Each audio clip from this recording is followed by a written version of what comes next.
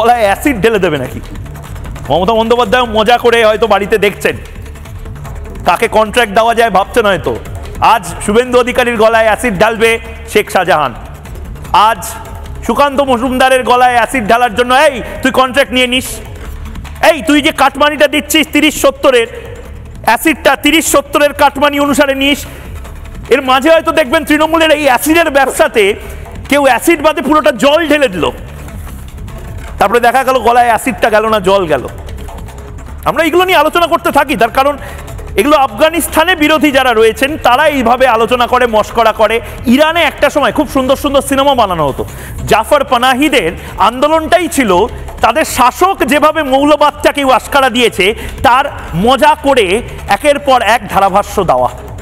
আমরা এখন মজা করি, 30-70 কাট অফ হবে দিদি। মমতা বন্দ্যোপাধ্যায়কে হয়তো কোনো তৃণমূল নেতা বলবে, দিদি আমরা অ্যাসিডের ব্যবসাটা করতে চাই। কোন কোন বিজেপির নেতা কোন কোন বিরোধীদের গলায় অ্যাসিড ঢালবো তার জন্য একটা আপনি সিন্ডিকেট ভাড়া করে দিন। বাঙালি, শিক্ষিত বাঙালি যারা এই মুহূর্তে বাংলা টেলিভিশনে রবীন্দ্রনাথের ছবি পড়া দেখছেন, তারা এটাও দেখুন, রোহিঙ্গা বললে গলায় অ্যাসিড ঢেলে দেওয়া হবে।